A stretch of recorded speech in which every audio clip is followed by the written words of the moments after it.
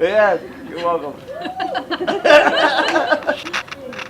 So I'm reading a piece I just wrote recently. I've been working on it, trying to work it out for years. It's been difficult trying to get it concise. It's a story about the two arrests when my first introduction to Phoenix. The door clanked behind me, and there I was, alone, in a small, cold cement room. There was a payphone, a stainless steel toilet with a water fountain on top, and a cement bench with a metal bar in the middle, making it impossible to lie uncomfortably. My outfit that day was ridiculous. I had borrowed formal attire to go to this meeting and didn't like the way it was clinging to my body, or the way it looked together, or the way the slacks made my sandals look tacky, and it wasn't warm enough in that freezing cell. I knew that I would probably get arrested that day. At least that was what everyone was telling me to expect. I guess I knew it was realistic, but still couldn't understand intuitively. You see, I was the head organizer of Tucson Acorn, and I met with my board of supervisors all the time and never got arrested. The thought never even crossed my mind. But that is exactly what happened. Arrested in the lobby of the Board of Supervisors office in a county where the sheriff is spending incredulous amounts racial profiling, while thousands of warrants were going unserved. Sheriff Joe, who should have been held accountable, was politically targeting and arresting other politicians and activists raising these concerns. According to some theorists, this type of behavior would classify this as a third world country, worthy of grants to help that country develop its democracy.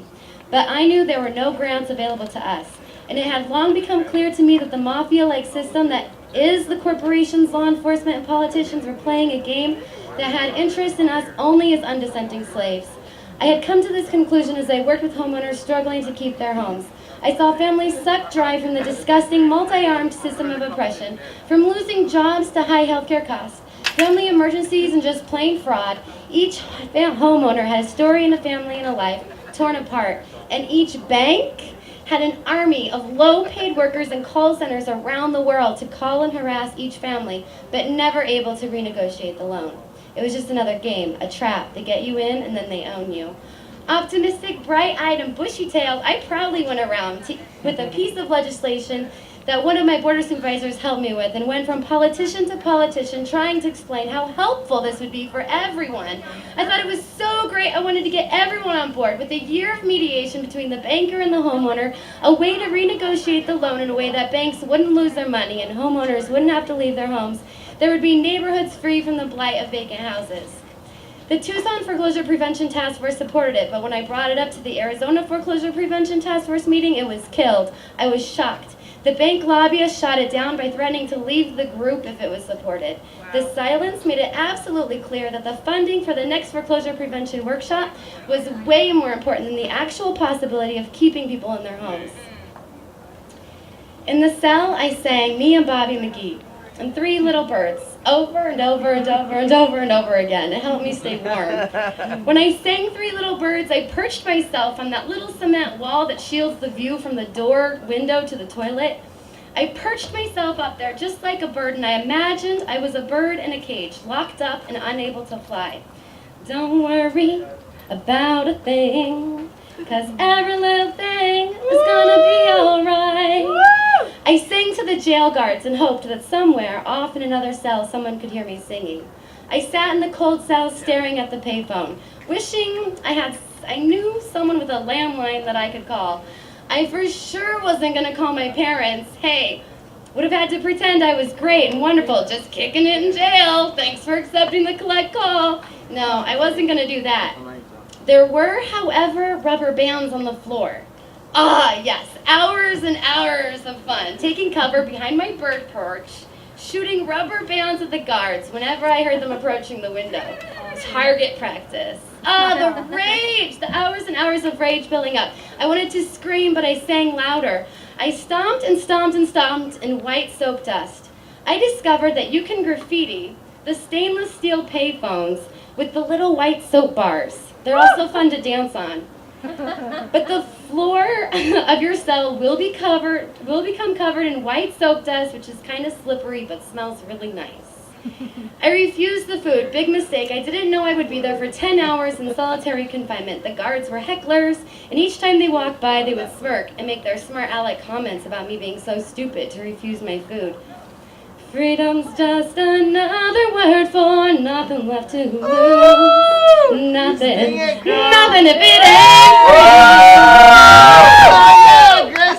I spent the next 48 hours after being released under the covers in my friend's living room, just curled up, unable to talk to anyone, lying in the fetal position. I stayed in Phoenix for the Board of Supervisors meeting that Wednesday. I stayed up late the night before trying to find the right words to describe why I was there. A small anecdote about my experience with the Tucson Board of Supervisors.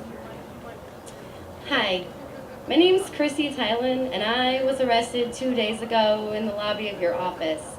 I was arrested for sitting in a lobby requesting a meeting with you, Andrew Kanasic, the chairman of the Board of Supervisors. In Tucson, where I currently live, I'm able to just call up my Board of Supervisors and arrange a meeting with them. I've met with all of them, and a couple of them call me Mija and greet me with hugs. But in Phoenix, I was arrested for trespassing after sitting silently waiting to set up a meeting in a public lobby. I never got to say what I wanted to say. After the first arrestee spoke at the podium about her arrest, we stood up and clapped in support of her statement.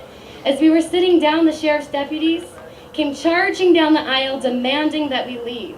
My name was being called to the podium, so I headed in that direction. I was arrested, cuffed at the podium, after my name was called to speak, before I could speak. I'll never forget what the officer said as I approached the podium. "You're not speaking. You're leaving." I was led out of the room by the officer. The audience watched. The Board of Supervisors watched. I was the first one let out, stood by the door as the officer waited for his partner to bring my cuffed boss. I wasn't disappointed that I didn't get a chance to speak. This seemed to make my point even clearer. I was more annoyed than anything. And there was no way I was going back to that tiny cold room all by myself for another 10 hours. My boss was bawling, like wailing. And it was a shock to all of us to be arrested this time. And when I saw the tears streaming down her face, I couldn't hold myself back. I screamed, "This is fascism!" at the top of my lungs. I tried rounding up and rallying all the people in the building. Poor little old couples shirked in fear as I ranted about being cherry-picked from a public meeting and subjected to this ridicule. It wasn't working, and my boss had wiped away her tears and was shushing me. Maintain some sort of professionalism. Professionalism? These pigs just assaulted my constitutional right, infringed upon my freedom to address my grievances, and you want me to be professional? They just come in here with their guns and determine who speaks and who doesn't, and you want me to be professional? Professionalism requires some decency and respect on both accounts. There were 4 of us arrested again, and we were all put in general population this time. I asked every single officer, what is the prerequisite for getting put in isolation? I never did get a straight answer. When we were on our way to being released, I saw the friend I was staying with through a window in the next cell. He motioned the universal, "Let's get a drink" sign, and I smiled and nodded. The officer pushed me back into the cell and screamed at me, repeating the phrase, "Are you stupid? Are you stupid? Are you stupid? Are you stupid? Are you stupid?" Over and over and over again, like a military sergeant. I'm absolutely certain I'm not, but in this context, I wasn't quite sure. I just responded, maybe.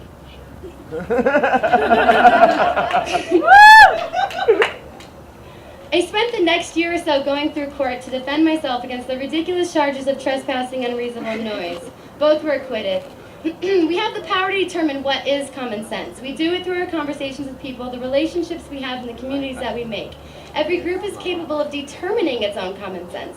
I just don't want to live in the one in which it doesn't make sense to smile and nod to a friend that's offering you a drink, or one in which it makes sense to arrest someone for speaking out about what is wrong with the system. I wish I could say this changed the world in some way. I can say that it has changed me dramatically. I will never again ask for permission to do anything I find to be morally superior to what is legal. I will never again petition my government, expect anything from them, or even for them to listen to me or understand the needs of the people. I don't fault the people in these positions of power, I fault power itself. For power always inevitably corrupts. We have the ability to create a society in which power is distributed equally. This change isn't going to come from the government. No one is going to give you permission. You have to take it. By each person accepting responsibility, each person accesses their own personal power that no one is even capable of granting. Woo!